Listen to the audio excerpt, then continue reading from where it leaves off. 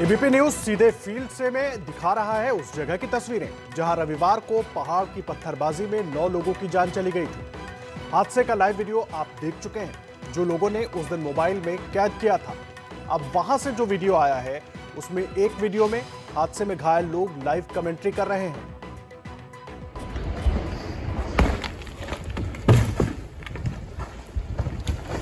किसी पेड़ के पीछे सपोर्ट लो अपनी।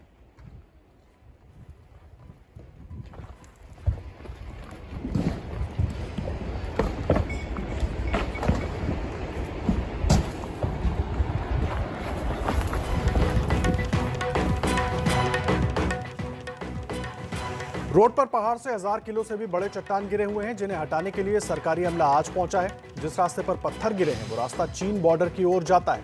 इस रास्ते पर एक तो पुल टूटा हुआ है, दूसरा बड़े बड़े पत्थर गिरे हुए हैं जिसकी वजह से आवाजाही बिल्कुल बंद है। तीसरे दिन भी चीन बॉर्डर तक जाने वाला रास्ता बंद है। पत्थरों को काटने का काम तो चल रहा है लेकिन पुल टूटने की वजह से मशीन पहुंचाने में दिक्कतें आ रही हैं।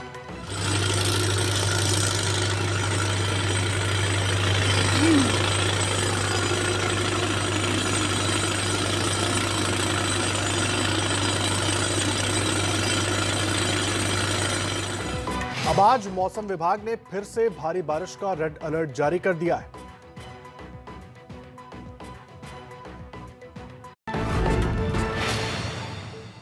हिमाचल में टूटे पुल पर जान से खिलवाड़। किन्नौर में लैंडस्लाइडिंग की वजह से टूटे पुल पर चढ़कर नदी पार कर रहे हैं लोग। ये तस्वीरें देखिए, टूटा हुआ पुल है, बस लटक रहा है। पानी टूटे पुल के बीच से बहता जा रहा है और देखिए इस टूटे हुए पुल के ऊपर से कैसे यहाँ के लोग रास्ता पार कर रहे हैं। सोचिए, एक गलती हो तो जान खतरे में पड़ जाए। पानी भी बढ़ गया आपको बहुत है।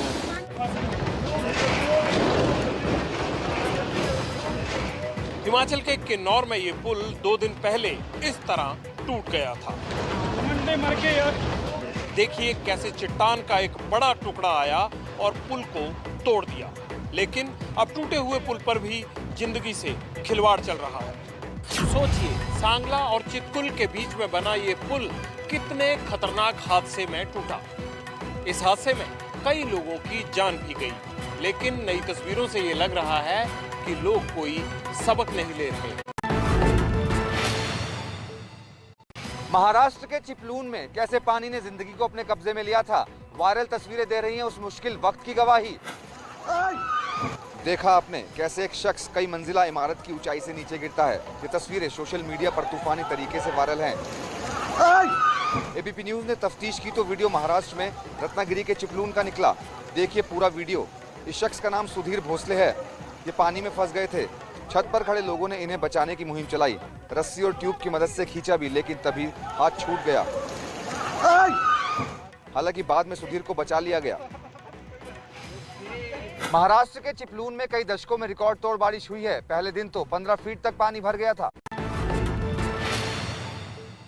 सांगली की बाढ़ में खेती में काफी क्षति हुई है। इस आलम तक पानी था कि फसल सब डूब गई। गन्ने के ऊंचे ऊंचे पेड़ भी डूब गए। मैं जहां खड़ा हूं, कल तलक यहां पर 10 फीट के आसपास पानी था। पानी अब उतरा है।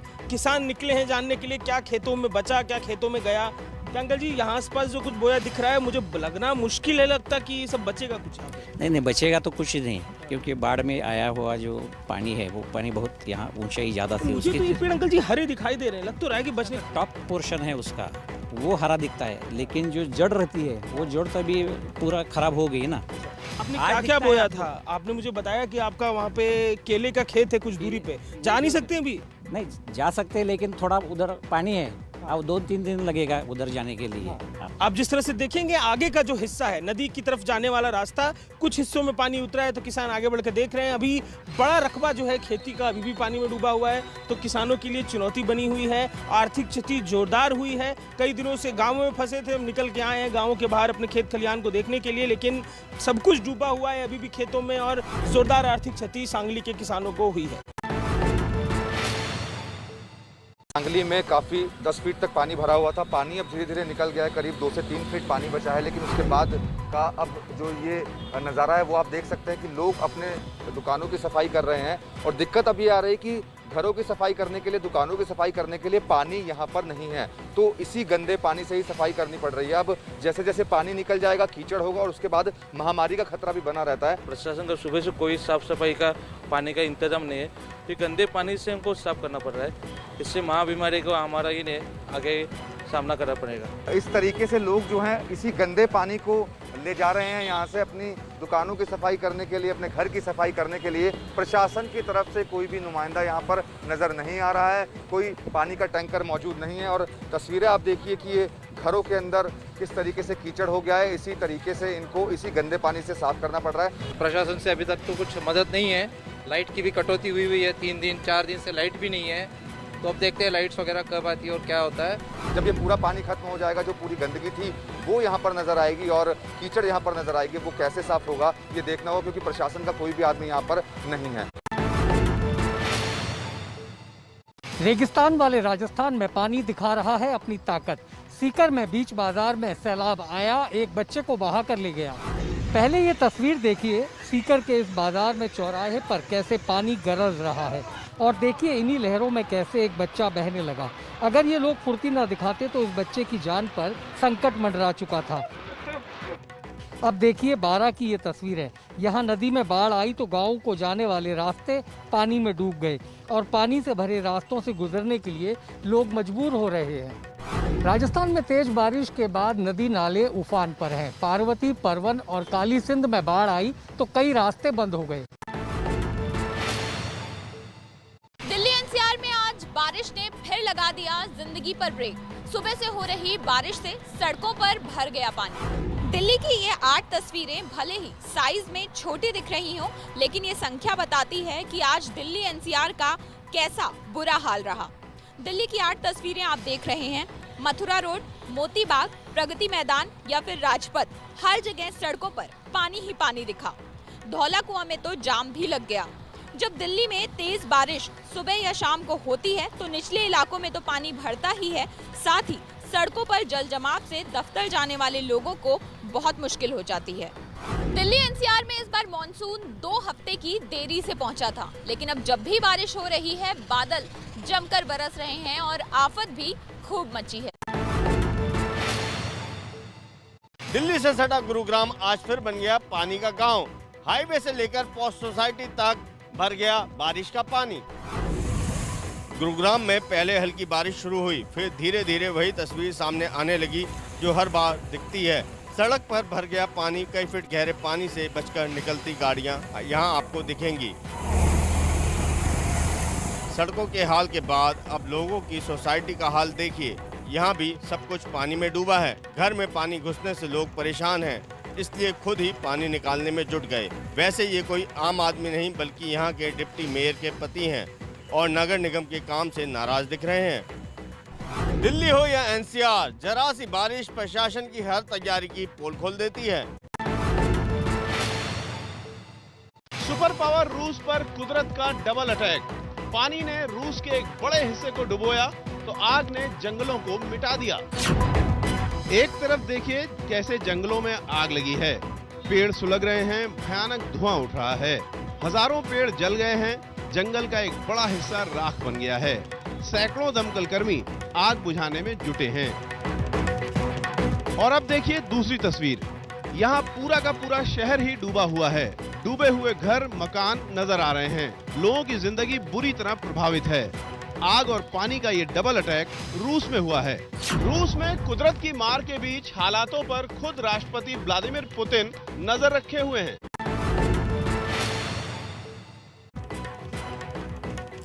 पश्चिम बंगाल की मुख्यमंत्री ममता बनर्जी की आज दिल्ली में प्रधानमंत्री नरेंद्र मोदी से मुलाकात हुई।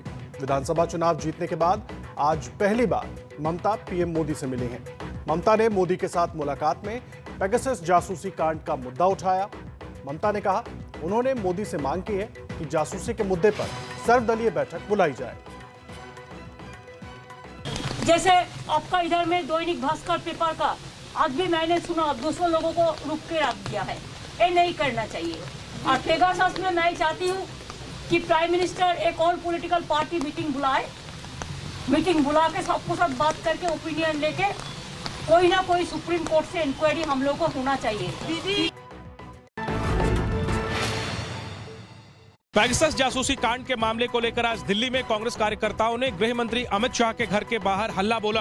कांग्रेस इस मामले को लेकर गृह मंत्री अमित शाह का इस्तीफा मांग रही है। पुलिस और प्रदर्शनकारियों के बीच ये झड़प आज दिल्ली में अमित शाह के सरकारी आवास के बाहर हुई। कांग्रेस कार्यकर्ताओं ने अमित शाह के खिलाफ प्रदर्शन किया तो पुलिस ने इन लोगों को हिरासत में ले लिया। कांग्रेस ने पेगासस जासूसी कांड पर न्यायिक जांच की मांग की है। न्यायिक जांच चाहिए, न्यायिक जांच। सरकार ऐलान करेगी न्यायिक जांच होगी, यही हमारा मांग है। लेकिन उनकी इकलौती एक स्ट्रैटेजी ये रहती है कि किसी भी कारणवश से, चाहे वो कारण पैदा करना पड़े, मैन्युफैक्चर करना पड़े, पार्लियामेंट को न चलने दिया जाए। ब्रिटेन के एक अखबार में छपी रिपोर्ट के बाद मोदी सरकार पर इजराइल के सॉफ्टवेयर के जरिए जासूसी कराने का आरोप लगा है। हालांकि मोदी सरकार और खुद इजराइल की कंपनी ने आरोपों को गलत बताया है। संसद में थम नहीं रहा सरकार और विपक्ष के बीच का तकरार। जासूसी कांड और किसान आंदोलन समेत कई मुद्दों पर विपक्ष के हंगामे के चलते कई बार स्थगित करनी पड़ी संसद की कार्रवाई। आप नारेबाजी में कंपटीशन कर रहे हैं, ये जनता देख रही है। पूरे मॉनसून सत्र में हर दिन लोकसभा और राज्यसभा दोनों सदनों में ऐसे ही हंगामे की तस्वीरें आ रही हैं। आलम यह है कि संसद में पिछले हफ्ते कुछ घंटों का ही काम हो सका। पेगासस जासूसी कांड, किसान समेत तमाम मुद्दों पर विपक्ष और सरकार के बीच जो तकरार चल रही है, उससे संसद में गतिरोध खत्म नहीं हो रहा। संसद में गतिरोध पर आज प्रधानमंत्री नरेंद्र मोदी भी नाराज दिखे। बीजेपी की बैठक में प्रधानमंत्री नरेंद्र मोदी ने विपक्ष पर निशाना साधा। बीजेपी सांसदों से कहा कि विपक्ष की काम रोको वाली मानसिकता को जनता के सामने लाना चाहिए। मॉनसून सत्र में इस हफ्ते संसद में कई बिल और अध्यादेश लिस्ट में हैं, लेकिन हालत ये है कि विपक्ष के हंगामे के चलते पिछले हफ्ते 5 घंटे भी काम नहीं हो पाया था और सदन की कार्रवाई बार बार स्थगित होती रही। राहुल गांधी के ट्रैक्टर पर दिल्ली पुलिस का एक्शन। पुलिस का दावा, कंटेनर में छिपाकर लुटियन जोन लाया गया था ट्रैक्टर। कल कांग्रेस सांसद राहुल गांधी इसी तरह ट्रैक्टर चलाकर संसद भवन पहुंचे थे। राहुल का दावा था कि इससे कृषि कानून के खिलाफ उन्होंने सरकार को किसानों का संदेश दिया, लेकिन राहुल के इस ट्रैक्टर पर अब दिल्ली पुलिस की जांच तेज हो गई है। दरअसल पुलिस जांच कर रही है कि संसद के पास और लुटियन जोन में ट्रैक्टर आया कैसे। देखिए ये कंटेनर। पुलिस का दावा है कि कंटेनर में छिपाकर ही ट्रैक्टर को दिल्ली लाया गया था। राहुल गांधी जिस ट्रैक्टर पर सवार थे उसमें कोई नंबर प्लेट भी नहीं लगी थी। पुलिस ने उस ट्रैक्टर को भी जब्त कर लिया है। किसान आंदोलन को देखते हुए दिल्ली में किसान ट्रैक्टर को रोकने के लिए बड़ी संख्या में पहले ही पुलिस बल की तैनाती की गई है। ऐसे में लुटियन जोन में ट्रैक्टर के पहुंच जाने से पुलिस के आला अधिकारी भी हैरान हैं। मामले की जांच की जा रही है। देश के 2 राज्यों के बीच बॉर्डर पर भड़की हिंसा। अवैध कब्जे को लेकर 2 राज्यों की पुलिस में पहले झड़प, फिर हिंसा और फिर आक्रमण। फायरिंग हो रही है और आंसू गैस के गोले छोड़े गए। हाथ में डंडे लेकर भीड़ है, बवाल मचा है। ये उसी खूनी झड़प की तस्वीर है जब असम और मिजोरम के बॉर्डर पर तनाव हो गया। इस हिंसा में असम पुलिस के 5 जवान शहीद हुए, जिन्हें असम के सीएम हेमंत बिस्वा शर्मा ने आज सिलचर में श्रद्धांजलि दी। दरअसल असम और मिजोरम के बॉर्डर पर अतिक्रमण हटाने के दौरान ये हिंसा भड़की। असम पुलिस अतिक्रमण हटा रही थी। आरोप है कि तभी मिजोरम के लोगों ने उन पर हमला कर दिया। असम के सीएम हेमंत बिस्वा शर्मा ने एक वीडियो ट्वीट करके दावा किया कि असम के जवानों पर हमला कर मिजोरम के सुरक्षा कर्मियों ने जश्न भी मनाया है। हालांकि मिजोरम सरकार ने असम सरकार पर ही सवाल उठाए हैं और उन्हीं को इसका जिम्मेदार ठहराया है। तो वहीं दूसरी ओर मुख्यमंत्री हेमंत बिस्वा शर्मा ने इसका जवाब भी दिया है, ये कहकर कि पहल मिजोरम ने की थी। ये कई दशकों पुराना विवाद है जो आज भी असम और मिजोरम के बीच जारी है। असम और मिजोरम की सीमा पर हुई खूनी हिंसा को लेकर सियासत भी हुई तेज। कांग्रेस और विपक्षी दलों ने बीजेपी की मानसिकता को बताया इसके लिए जिम्मेदार। कांग्रेस सांसद राहुल गांधी ने कहा, जिनकी हत्या हुई है उनके परिवार के प्रति मेरी संवेदनाएं। उम्मीद है कि जो जख्मी हैं वो जल्द ठीक हो जाएंगे। गृहमंत्री ने एक बार फिर नफरत के बीज बोकर देश का नुकसान किया है। भारत इसके गंभीर परिणाम भुगत रहा है। ओवैसी ने तो हिंसा को गृहमंत्री अमित शाह के पूर्वोत्तर दौरे से ही जोड़ दिया। ओवैसी ने कहा, मिजोरम और असम सीमा पर अचानक हिंसा इतनी बढ़ गई कि असम पुलिस के 6 कर्मी शहीद हो गए और कई लोग घायल हो गए। 24-25 जुलाई की बात है, गृहमंत्री अमित शाह ने नॉर्थ ईस्ट क्षेत्र का दौरा किया था, जहां उन्होंने मोदी सरकार की तारीफों के पुल बांधे थे। अमित शाह के दौरे के तुरंत बाद इतनी बड़ी घटना कैसे घटी? असम और मिजोरम दोनों ही राज्यों में एनडीए की ही सरकारें हैं, इसीलिए विपक्ष जमकर निशाना भी साध रहा है। हालांकि इस मुद्दे पर गृहमंत्री अमित शाह दोनों राज्यों के मुख्यमंत्रियों के संपर्क में हैं।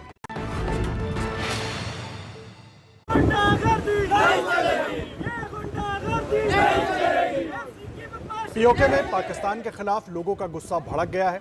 चुनाव में हिंसा करके इमरान की पार्टी ने सत्ता पर कब्जा किया। इसको लेकर पीओके में लोग सड़क पर उतर गए हैं। जगह जगह इमरान सरकार के खिलाफ लोग प्रदर्शन और नारेबाजी कर रहे हैं। ये तस्वीरें पीओके के नीलम घाटी की हैं। पाकिस्तान मुर्दाबाद के नारे लगाए गए।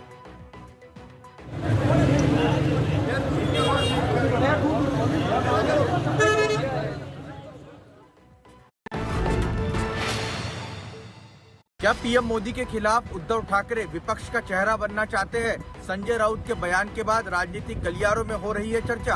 आज उद्धव ठाकरे का जन्मदिन है, लेकिन राज्य में आई बाढ़ की वजह से वो अपना जन्मदिन नहीं मना रहे हैं। लेकिन जन्मदिन के मौके पर उनकी पार्टी के प्रवक्ता संजय राउत ने बड़ा बयान दिया है। संजय राउत ने कहा है कि उद्धव देश का नेतृत्व कर सकते हैं। ऐसा नेतृत्व है कि सबको साथ लेके जाते हैं हमेशा। आज जब मुख्यमंत्री बने हैं तो लोगों को लगता है कि हमारे परिवार का कोई प्रमुख वहाँ बैठा है, ये उनका सबसे बड़ा यश है। और देश को भी इसी प्रकार से कभी भविष्य में जरूरत पड़ी नेतृत्व की तो मैं हमेशा कहता हूं, उद्धव जी का नेतृत्व राष्ट्र का नेतृत्व कर सकते हैं। शिवसेना महाराष्ट्र में एनसीपी और कांग्रेस के सहयोग से सरकार चला रही है। देश में पहले ही विपक्षी कुनबा बटा हुआ है। ममता बनर्जी और शरद पवार का नाम विपक्षी खेमे के नेता के रूप में पहले ही चल रहा है और अब इसमें उद्धव ठाकरे की एंट्री हो गई है। यूपी में समाजवादी पार्टी के साथ गठबंधन करके चुनाव लड़ेगी शरद पवार की पार्टी एनसीपी। पार्टी बोली, बीजेपी को सत्ता से बाहर रखने के लिए किया जाएगा गठबंधन। यूपी चुनाव के लिए अखिलेश यादव की समाजवादी पार्टी से गठबंधन करेगी एनसीपी। पार्टी के महासचिव के शर्मा ने इस बात की पुष्टि की है। उत्तर प्रदेश के अंदर भी पवार साहब ये चाहते हैं कि सारे विपक्षी दल यहाँ के मुख्य विपक्षी दल का साथ दें और सब मिल करके लड़ें और जो योगी जी की तानाशाही सरकार है इसको बाहर। वैसे तो एनसीपी का यूपी में कोई जनाधार नहीं है, लेकिन विपक्षी एकता को दिखाने के लिए दोनों पार्टियां साथ आ सकती हैं। छत्तीसगढ़ में नहीं थम रहा है कांग्रेस का झगड़ा। अपनी पार्टी के विधायक के आरोपों से भड़के स्वास्थ्य मंत्री टीएस सिंहदेव ने अपनी ही सरकार के खिलाफ खोला मोर्चा। विधानसभा के बाहर खड़े ये छत्तीसगढ़ में कांग्रेस की सरकार के स्वास्थ्य मंत्री टीएस सिंहदेव हैं। टीएस सिंहदेव ने आज कह दिया कि मुझ पर लगे आरोपों के बचाव में जब तक सरकार कोई बयान जारी नहीं करेगी तब तक मैं विधानसभा में नहीं आऊंगा। टीएस सिंहदेव की नाराजगी की वजह हैं ये कांग्रेस विधायक बृहस्पति सिंह, जिन्होंने आरोप लगाया है कि मंत्री टीएस सिंहदेव ने उन पर हमला करवाया है। यहां आपको जानना जरूरी है कि छत्तीसगढ़ के सीएम भूपेश बघेल के सामने टीएस सिंहदेव भी खुद को सीएम का दावेदार मानकर चलते हैं। पिछले कुछ दिनों से कांग्रेस में सत्ता का संघर्ष यहां भी अंदर खाने दिख रहा है। राजस्थान और पंजाब के बाद छत्तीसगढ़ में भी कांग्रेस कलह से जूझ रही है और बीजेपी कांग्रेस के इस झगड़े पर निशाना साध रही है। अश्लील फिल्मों के रैकेट में गिरफ्तार राज कुंद्रा पुलिस हिरासत से गए जेल। आज कोर्ट ने नहीं दी कुंद्रा को जमानत।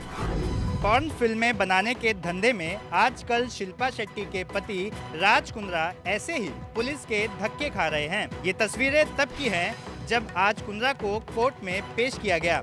मुंबई पुलिस और रिमांड चाहती थी, लेकिन कोर्ट ने कुंद्रा को 14 दिन की न्यायिक हिरासत में भेज दिया। इस मामले में ताज़ा खुलासा ये हुआ है कि कुंद्रा के एक बैंक अकाउंट में पॉर्न फिल्मों से 1.25 करोड़ की काली कमाई का पता चला है। कुंद्रा मामले में मुंबई पुलिस उनकी पत्नी शिल्पा शेट्टी से भी पूछताछ कर चुकी है। शिल्पा सभी आरोपों से खुद को अलग बता चुकी हैं। राज कुंद्रा मामले में अभिनेत्री शर्लिन चोपड़ा भी पुलिस की रडार पर हैं। इसके अलावा पुलिस ने उन लोगों से भी अपील की है जो लोग कुंद्रा के पॉर्न रैकेट के शिकार हुए हैं। ओलंपिक में सिल्वर मेडल जीतने वाली वेटलिफ्टर मीराबाई चानू का मणिपुर में जोरदार स्वागत। मणिपुर में जैसे ही मीराबाई चानू एयरपोर्ट से बाहर निकली, इसी तरह उनका राजकीय सम्मान किया गया।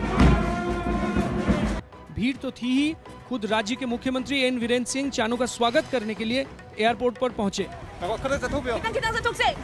इसके बाद जब चानू की गाड़ी एयरपोर्ट से आगे बढ़ी तो देखिए कैसे मणिपुर के लोग सड़क किनारे लाइन लगाकर उनके स्वागत के लिए खड़े हो गए। सिल्वर गर्ल चानू भी कार से हाथ हिला हिलाकर लोगों का अभिवादन करती रही। यह है एक चैंपियन का स्वागत। वेटलिफ्टर चानू ने शनिवार को महिलाओं की 49 किलोग्राम वेट कैटेगरी में कुल 202 किलोग्राम वजन उठाकर सिल्वर मेडल जीता। वेटलिफ्टिंग में मेडल जीतने वाली मीराबाई चानू भारत की दूसरी एथलीट है। इससे पहले 2000 के सिडनी ओलंपिक गेम्स में कर्णम मालेश्वरी ने ब्रॉन्ज मेडल जीता था।